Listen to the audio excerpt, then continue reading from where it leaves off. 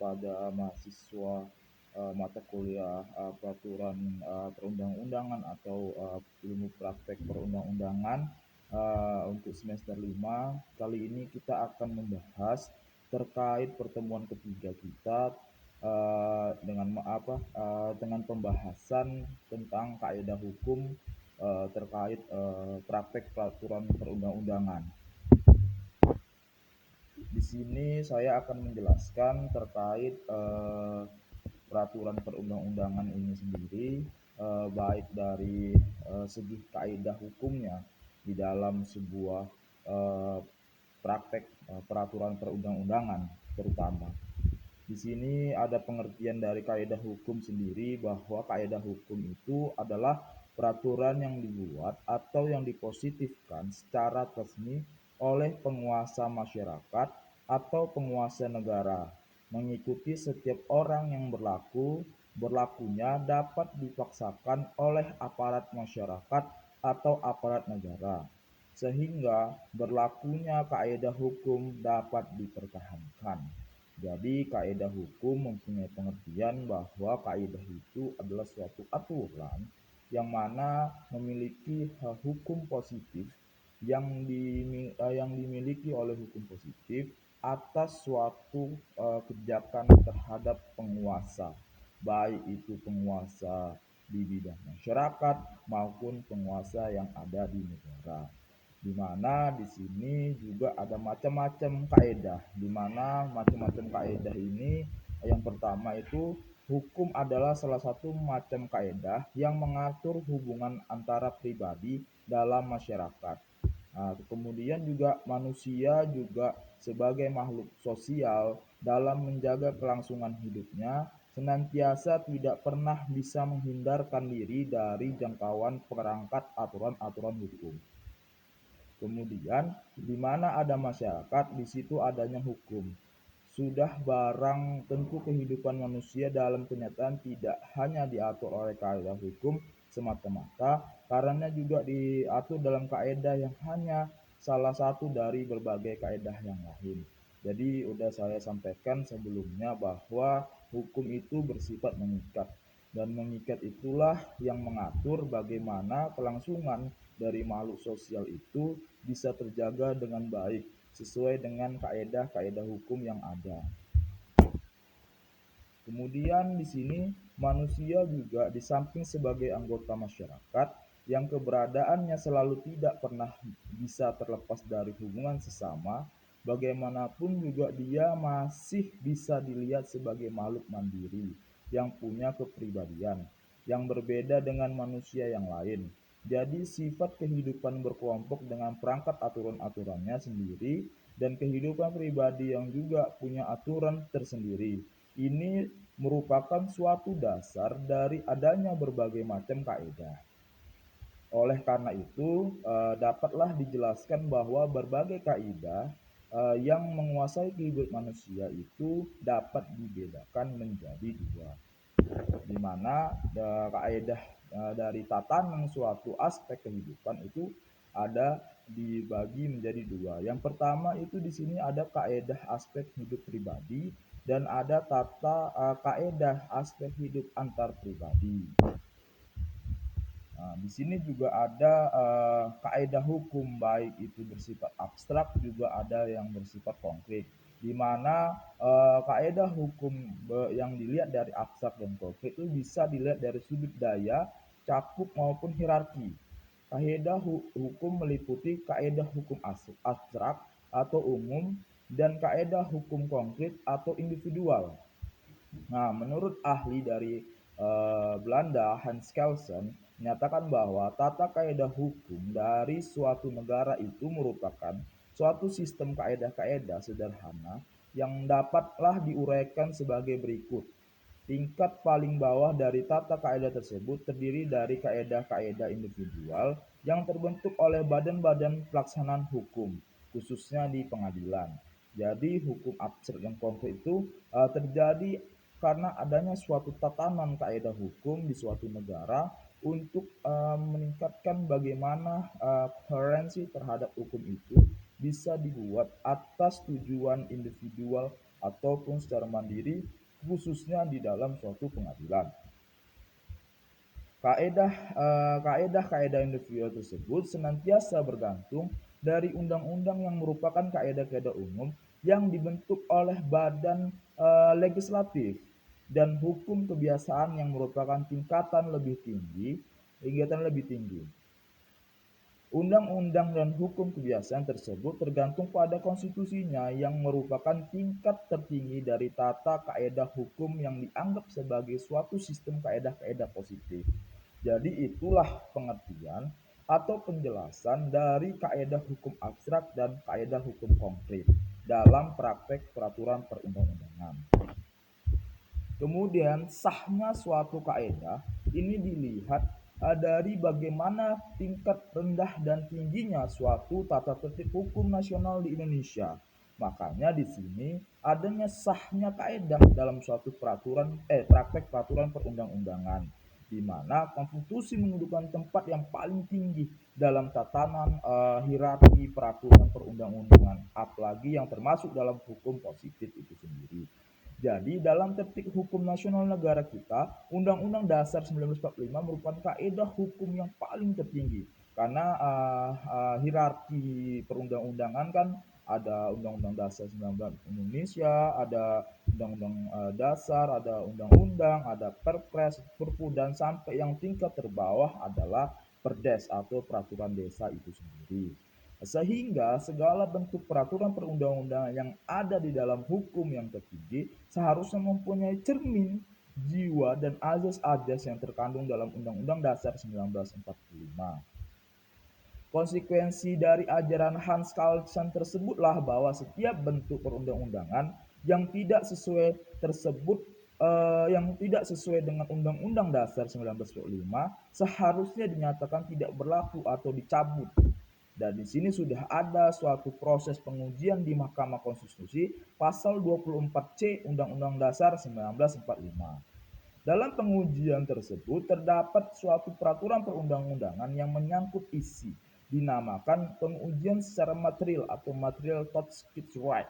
Sehingga pengujian yang mencakup tata cara pembuatan itu dinamakan juga sebagai pengujian secara formal atau formale touch right. Menurut ketentuan perundang-undangan yang berlaku, ini ada Undang-Undang Nomor 14 Tahun 1970 bahwa pengujian secara material terdapat perundang-undangan di Indonesia hanya memungkinkan terdapat suatu peraturan yang derajatnya lebih rendah dari undang-undang. Hal tersebut dapat dibaca dalam pasal 26 ayat 1 Undang-Undang Nomor 14 Tahun 1970 tentang pokok kekuasaan kehakiman yang berbunyi sebagai berikut. Bahwa di dalam Undang-Undang 14 tahun 1970 ini kekuasaan kehakiman sangatlah diperkuat dengan adanya kewenangan dalam Mahkamah Agung itu sendiri yang menyatakan tidak sahnya semua perundangan dari tingkat yang rendah dari undang-undang atas alasannya bertentangan dengan peraturan perundang-undangan yang lebih tinggi. Jadi undang-undang yang lebih rendah itu tidak boleh bertentangan dengan undang-undang yang lebih tinggi. Nah, karena poros filosofi dalam pembuatan peraturan perundang-undangan itu harus melihat sebagaimana besar dampak yang didapat ketika undang-undang itu dibuat tanpa adanya suatu dasar dari undang-undang yang lama. Jadi mengapa undang-undang yang baru ini mungkin akan ada perbaruan terhadap undang-undang yang lama. Makanya dari itu jangan sampai ada yang bertentangan dengan peraturan perundang-undangan yang lebih tinggi atau undang-undang dasar atau undang-undang 1945 karena itulah sebagai dasar filosofis pembuatan suatu perundang-undangan di Indonesia.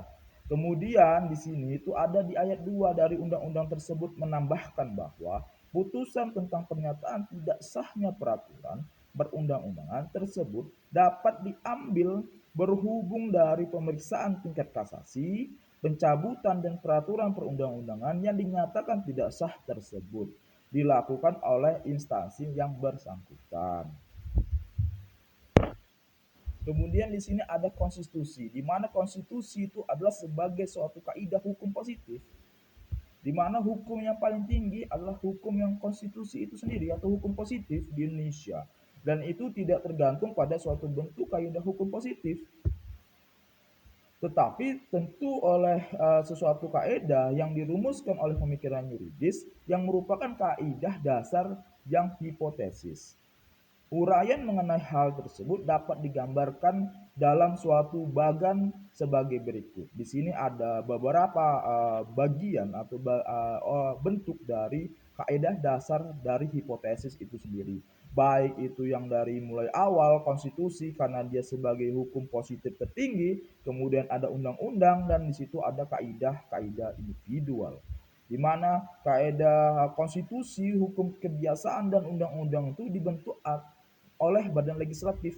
Nah, jadi badan legislatif ini adalah saya sudah pernah menyampaikan bahwa badan legislatif ini adalah badan yang memproduksi terjadinya sebuah undang-undang. Nah, di mana produksi dari undang-undang tersebutlah ini yang melihat sebagaimana besarnya bentuk konstitusi, kemudian adanya suatu hukum kebiasaan dan bagaimana undang-undang itu dicipta. Nah, kemudian ketika sudah ada undang-undang yang tercipta, maka hukum kebiasaan lagi yang diterapkan untuk menambah atau memperbarui suatu perundang-undangan di Indonesia. Kemudian di sini ada kaidah-kaidah individual, di mana kaidah-kaidah individual ini dibentuk oleh Badan Pelaksanaan Hukum. Nah, kaidah-kaidah individual itu banyak pelaksanaannya dibentuk oleh badan-badan hukum yang lain. Itu saja sih yang terkait badan dari atau tingkatan dari kaidah dasar yang hipotesis ini tersebut. Kemudian kaidah konkret atau kaidah hukum individual dapat dijelaskan dengan beberapa contoh di bawah ini. Nah, ini ada contoh satu, yaitu di mana seseorang yang telah melakukan perbuatan yang diancam oleh ketentuan hukum pidana yang berlaku, misalnya mencuri, ya kan? Melakukan pencurian diancam pidana dengan ketentuan pasal 362 KUHP jika orang tersebut terbukti memenuhi unsur-unsur yang disebutkan dalam pasal yang bersangkutan, maka hukum dapat dijatuhkan oleh pengadilan. Kemudian keputusan pengadilan yang menjatuhkan hukuman tersebut terhadap orang tersebut merupakan kaidah hukum konkret yang khusus dilanjutkan kepada orang tertentu, yakni si pelaku. Hal ini berbeda dengan ketentuan yang dipakai sebagai dasar untuk penjatuhan hukuman yang merupakan kaidah hukum abstrak yang berlaku umum. Artinya, berlaku bagi siapa saja yang memenuhi rumusan pasal tersebut. Nah, jadi hukum konkret itu sangatlah banyak sekali terkait pemasukan terhadap kaidah hukum individual, karena hukum konkret ini masuk ke dalam hukum positif juga, yang nantinya juga akan dibuat dalam rumusan peraturan perundang-undangan dalam hukum pidana begitu. Nah, kemudian yang kedua di sini ada kaidah hukum konkret, di mana kaidah hukum konkret ini tidak selalu berasal dari badan peradilan yang berupa keputusan tertentu, tetapi pula berasal dari badan pemerintah atau Bestur sendiri. Misalnya, berbagai izin yang dikeluarkan badan yang berwenang pada orang-orang tertentu untuk dapat melakukan suatu kegiatan tertentu. Nah, gitu.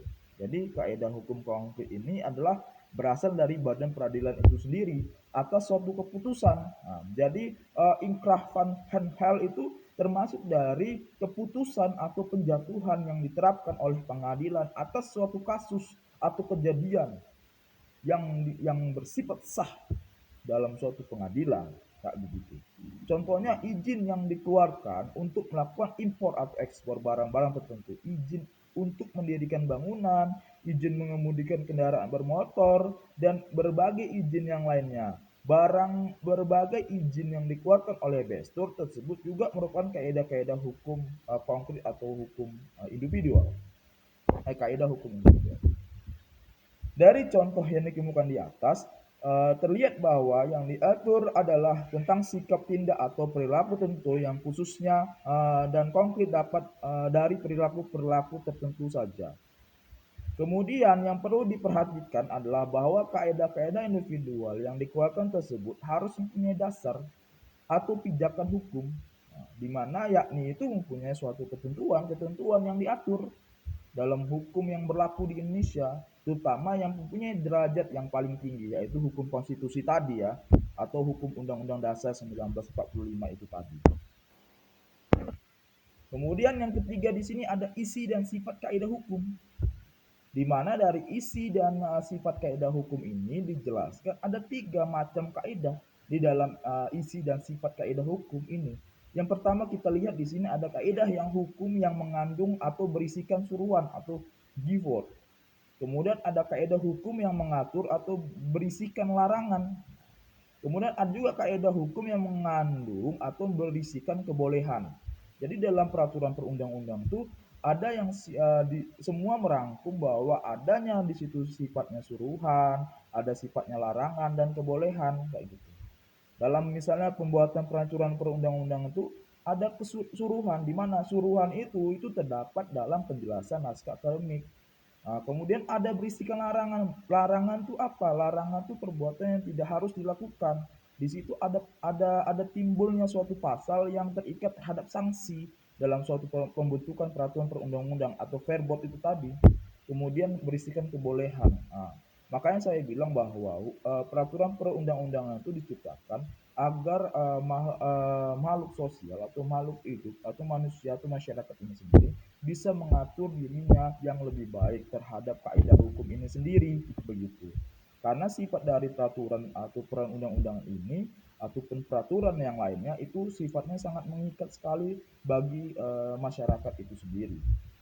Kemudian dari 3 macam kaidah hukum tersebut dapat diberikan beberapa contoh sebagai berikut nih. Dalam kaidah hukum yang berisikan suruhan yang terdapat dalam hukum tata negara kita adalah ketentuan yang terdapat dalam pasal 22 ayat 1, 2 dan 3 Undang-Undang Dasar 1945 yang berbunyi sebagai berikut. 1. Dalam hal ikhwal kegentingan yang memaksa, Presiden berhak menetapkan peraturan pemerintah sebagai pengganti undang-undang. Jadi biasanya ini peraturan ini dibuat oleh presiden tuh saat hal-hal yang mendesak saja kayak gitu. Ketika misalnya kemarin ada undang-undang tentang bencana alam kayak gitu. Mencetuskan tentang COVID-19 kayak gitu. Akhirnya presiden membuat suatu perpres yang mana peraturan pemerintah atau perpres ini sebagai pengganti undang-undang untuk peraturan tentang kesehatan di bidang COVID-19 tadi sebagai bencana. Misalnya seperti itu. Dan itulah menjadi ikhwal dari kegentingan yang memaksa dari hak dari presiden itu sendiri dalam pembuatan peraturan pemerintah atau peraturan perundang-undangan di bidang perpres sendiri. Kemudian peraturan pemerintah itu harus mendapatkan persetujuan dari Dewan Perwakilan Rakyat dalam persidangan yang berikut.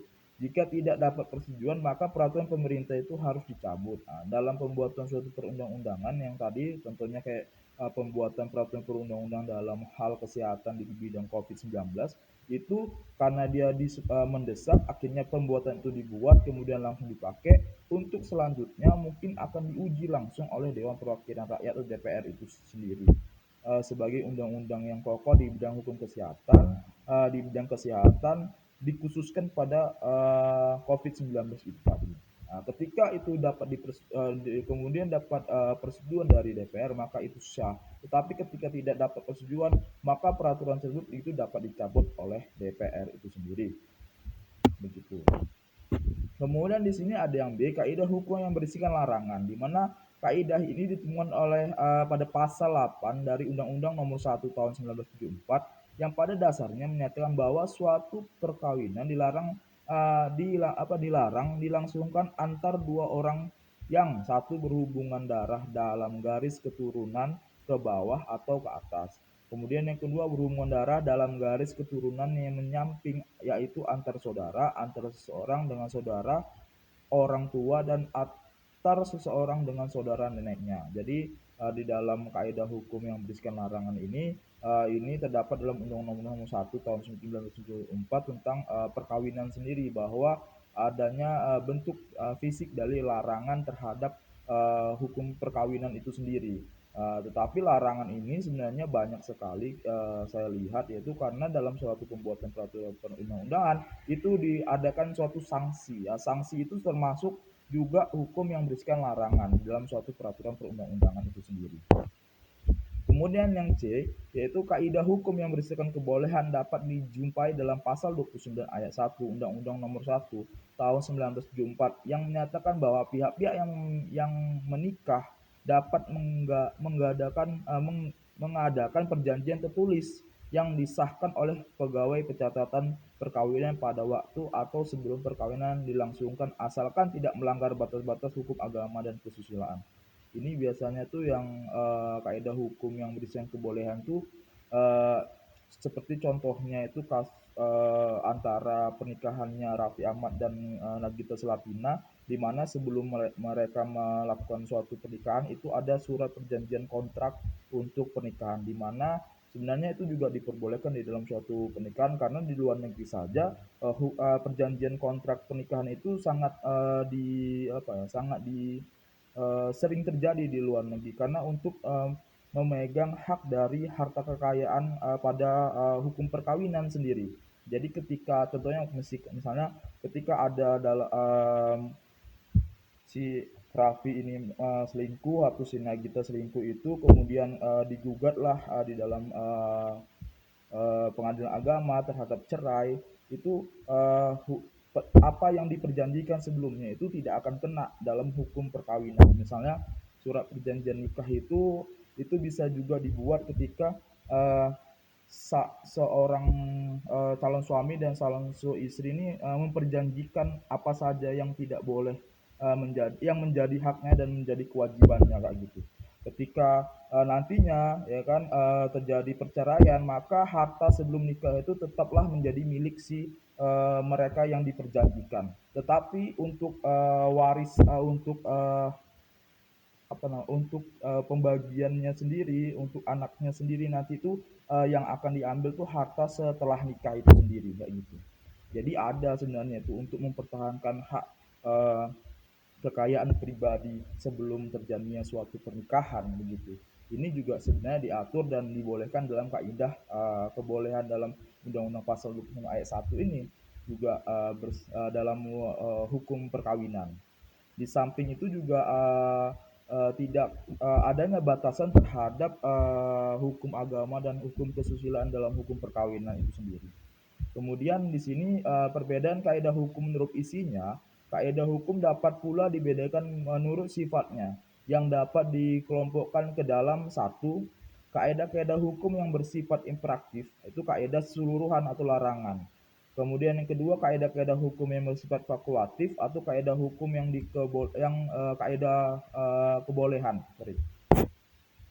Kemudian di sini ada perumusan kaidah hukum di mana kaidah hukum sebagai bagian dari tata kaidah yang mengatur aspek hukum antara pribadi persetujuan untuk mencapai kedamaian hidup bersama. Seperti halnya dengan kaidah-kaidah yang lain, kaidah hukum juga mematoki atau memberikan pedoman di samping sifatnya membatasi perilaku atau sikapnya tidak pribadi dalam hubungannya dengan pribadi yang lain. Supaya pedoman tersebut dapat mengerti, maka kaidah hukum perlu dirumuskan sedemikian rupa sehingga dengan rumusan-rumusan tersebut selanjutnya dapat dijadikan pedoman bersama. Kemudian perumusan kaidah hukum ini dapat digolongkan ke dalam dua pandangan, yakni yaitu pandangan hipotesis atau bersyarat. Di mana pandangan hipotesis atau bersyarat ini mempunyai suatu kaidah hukum yang digolongkan ke dalam pandangan hipotesis. Bila mana perumusan kaidah tersebut menunjukkan adanya hubungan antara suatu kondisi tertentu dengan konsekuensinya tertentu. Berbagai ketentuan dalam undang-undang pidana menunjukkan adanya berhubungan tersebut. Sebagai contoh dalam KUHP sendiri, di sini saya contohkan pasal 362, di mana pasal 362 ini menyatakan bahwa barang siapa yang mengambil barang sesuatu yang seluruhnya atau sebagian kepunyaan orang lain yang dengan maksud untuk dimiliki secara melawan hukum diancam dengan pencurian dengan pidana penjara paling lama 5 tahun dan denda paling banyak 900.000. Nah, ini pandangan hipotesis atau bersyarat. kayak gitu, terkait hypothetical judgment yang dapat digolongkan atas suatu perumusan pasal-pasal dalam kaidah hukum dari pandangan hipotesis.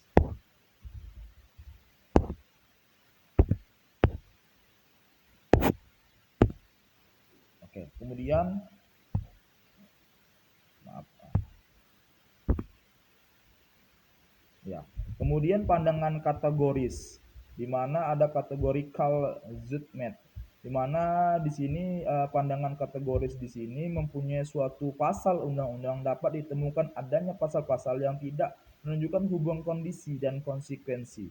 Pasal-pasal seperti itulah termasuk di dalam pandangan kategoris. Contohnya, di sini saya mengatakan ada di pasal 10 KUHP tindak pidana terdiri atas suatu baik itu pidana pokok maupun pidana tambahan.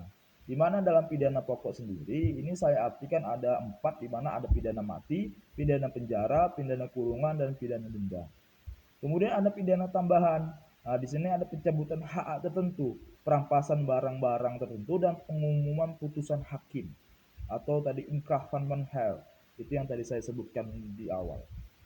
Kemudian ada pasal 3 ayat 1 Undang-Undang Nomor 1 Tahun 1974 tentang perkawinan, di mana pada asas dalam suatu perkawinan seorang pria hanya boleh mempunyai seorang istri, seseorang wanita hanya boleh mempunyai seorang suami. Ini kalau dalam agama Nasrani biasanya ini yang selalu dipakai ya di dalam undang-undang, karena satu istri sudah cukup bagi di agama Nasrani sendiri, karena mereka mempunyai ketentuan atau suatu perjanjian dalam hukum perkawinan Nasrani sendiri. Kemudian penyimpanan terhadap kaidah hukum, di mana hukum itu sebagai kaidah hidup antara pribadi dalam kenyataan dapat disampingi. Artinya apa? Berbagai tindakan yang tidak sesuai atau tidak cocok dengan ketentuan-ketentuan kaidah hukum dapat saja ditemukan dalam kehidupan. Mengenai penyimpangan terhadap kaidah hukum ini dapat berupa A. Pengecualian atau dispensi sebagai penyimpangan dari patokan atau pedoman dengan dasar yang sah. Ini mengenai dua dasar yang berbeda, yakni yaitu yang pertama pembenaran. Misalnya hukum pidana atau ada A not to then not to then maaf kalau misalnya saya salah menyebutkan bahasa Belanda ini. Di sini mengatakan bahwa umpannya atau dua orang terapung di laut dengan 9 papan. Kemudian ada bahasa Belanda juga di situ, di mana dia juga mengatakan bahwa tercantumnya di dalam pasal 50 Kitab Undang-Undang Hukum Pidana, tidak boleh dihukum adalah ia yang melakukan perbuatan untuk menjalankan peraturan perundang-undangan atau eksekutor, sorry. Kemudian yang kedua itu bebas kesalahan, di mana dalam bebas kesalahan ini contoh di mana berat lawan dalam pasal 48 Kitab Undang Hukum Pidana tersebut diatur sebagai berikut: tiada boleh dihukum barang siapa melakukan perbuatan karena terdorong berat lawan, di mana dalam pernyataan tersebut di sini ada mempunyai contoh, di mana contohnya itu ada seorang kasir yang menyerahkan uang kas oleh karena ditodong dengan senjata api. Jadi kalau misalnya hukum karena ada paksaan biasanya tidak terlibat dalam suatu hukum gitu, apalagi ketika seseorang itu merasa terdesak atas suatu perbuatan hukum sendiri. Seperti itu. Jadi dalam praktik pembuatan undang-undang tuh emang sangat kompleks sekali, baik itu dari kaidah hukum dan lain-lain sebagainya, karena di situ sudah mengatur segala ketentuan yang berlaku, baik itu yang bersifat larangan, suruhan, dan kebolehan dan lain sebagainya. Di sini juga saya jelaskan terhadap delicts, di mana delicts ini adalah suatu penyimpangan dari patokan atau pedoman yang tidak mempunyai dasar sah. Yang mau dimasukkan dengan delicts ini tidaklah sama dengan apa yang disebut peristiwa pidana atau delicts dalam arti sempit. Akan tetapi juga peristiwa perdata juga seperti perbuatan melanggar hukum juga ada, sebagaimana antara lain disampaikan dalam pasal 1365 BW. Kecuali itu juga peristiwa tata usaha negara juga ada terlibat terkait delicts ini sendiri. di mana di dalam peristiwa tata negara itu seperti ex the fior, yaitu di mana mempunyai istilah delik. Di sini penggunaannya dalam arti luas. Dalam arti luas ini dalam hukum tata negara juga mempunyai suatu bidang hukum yang mencakup hukum perdata juga. Di mana di sini ada dalam bidang hukum perdata contohnya ada hal ganti rugi tambahan. Kemudian yang kedua dalam bidang hukum tata negara yakni berupa pemecatan dari jabatan atau coursing atau terhadap seorang pegawai, pencabutan izin usaha, pencabutan surat izin mengemudi atau sanksi administrasi tadi. Kemudian yang ketiga itu dalam bidang hukum pidana, hukum itu disebut punishment yang merupakan siksaan, yakni siksaan real atau material, misalnya hukuman mati, hukuman denda, penyitaan barang dan hukum seterusnya. Sedangkan siksaan idil atau moral sendiri, misalnya itu pengumuman keputusan hakim, pencabutan hak, pencabutan hak, wajib mengadakan selamatan dalam hukum adat dan lain sebagainya.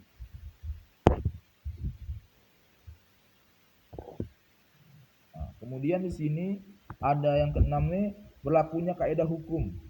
Di mana berlakunya kaidah hukum ini dilihat dari beberapa sasaran, baik itu sasaran dari segi yuridis, kemudian ada dari segi sosiologis dan ada dari segi filosofis. Di mana dari segi yuridis di sini itu ada menurut Hans Carlsen yang mana dia menyatakan bahwa berhubungan dengan Stutz teori bahwa hukum merupakan susunan kaidah yang harus memiliki suatu hierarki yang tadi saya sampaikan.